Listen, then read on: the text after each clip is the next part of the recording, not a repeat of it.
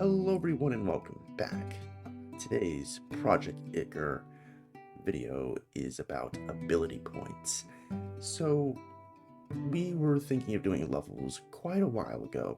We were thinking of going from levels 1 to 13. Why? Because that's the average level span of most campaigns in TTRPGs. Now, some people, the not so quite outliers, but some people like to go to 20 or even start at level 20. That's totally cool, that's fine. But I thought, what if we could, break away from those? Break away from the restraints of you get what you get, don't get upset, kind of things with levels, and you can't really pick and choose what abilities you want. You can't save up for abilities. If you want a multi-class, you have to take the whole thing of the multi-class. You can't just pick and choose. So I was like, what if ability points without levels? So that means there's no level up, and then you get ability points.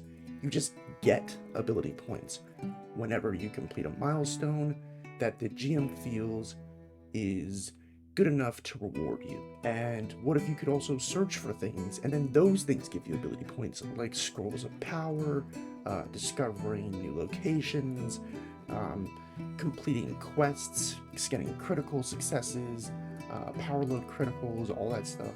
Ability points would be a great reward instead of just doing currency like gold coins, bronze coins, whatever, just looting things off of a dead corpse, which, that's part of the reward system in this game.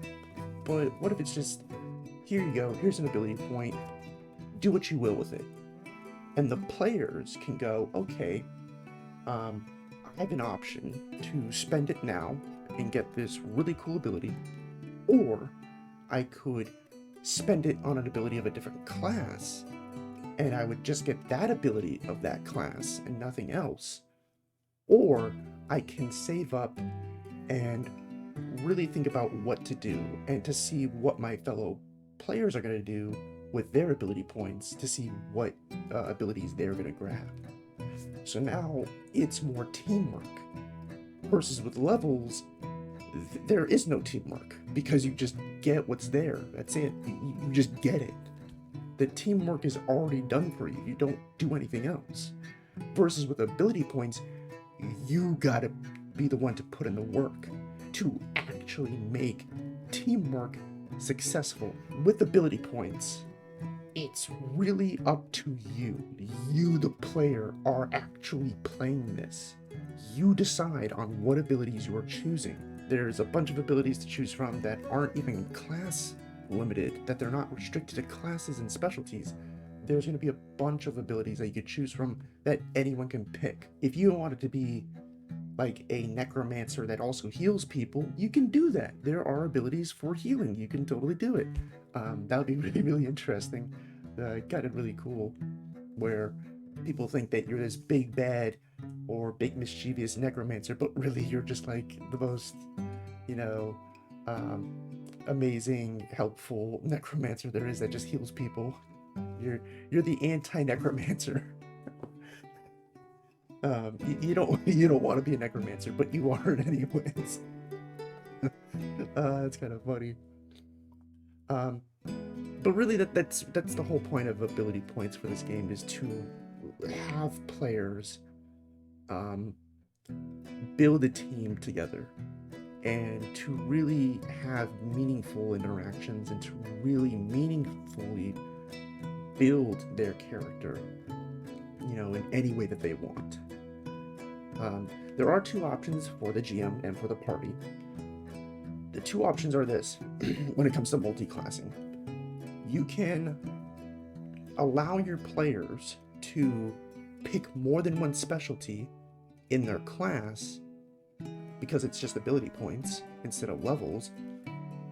Or you can say, hey, let's just stick to one specialty. I'm encouraging GMs to allow players to pick multiple specialties of their class.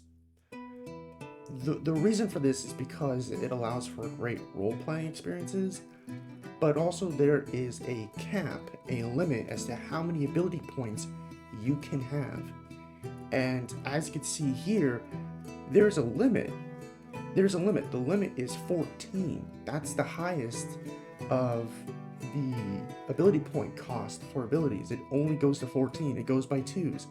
So it goes by 2, plus you get a base ability. You get a base ability with your class. So right here it'll say base.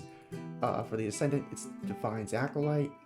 And then you get an option of, you're starting out with a specialty, your subclass.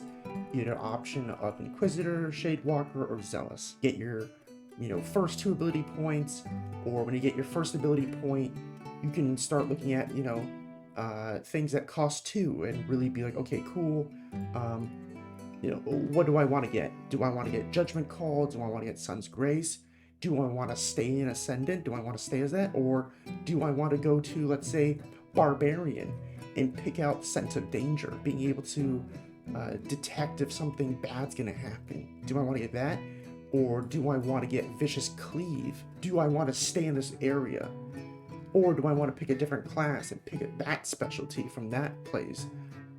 It's totally up to, allow it to be open, to really incorporate the idea of this game is to be open and allow creative freedom, and to allow, a unique, diverse set of thinking when it comes to building a character and role-playing that character. That is the idea, and that is why I'm encouraging you, the GMs, to allow your players to not stick to one specialty, because we're already not letting you stick to one class. So why should you stick to one specialty? Why not? I mean, you're an adventurer. Are you really going to stick to one thing that you're going to be good at, or are you going to be picking up new things along the way and be good at multiple things? I feel like you're going to be good at multiple things instead of just one thing. So why not, actually put that into use? Now, before I let you go, I do want to let you all know how appreciative I am of your support, and to also let you know, comment down below your thoughts, concerns, expectations, or ideas about ability points, and also about the previous video. Go comment over there about expectations, concerns, comments, ideas about like skills and traits of origins and that sort of thing. But a reminder too is that ability points will only, the max cost that they can have is 14. I don't know what the cap is going to be at for how many ability points you can have. I don't know. I gotta do playtesting for that. I gotta get players to actually get to the part where they start getting into that area where they are, spending 14 ability points, but also get in the area of, are there players that aren't going to reach 14 ability points and they're just going to stick between the realms of 2 and 10, because that's totally possible and that's totally fair and that's fine as is.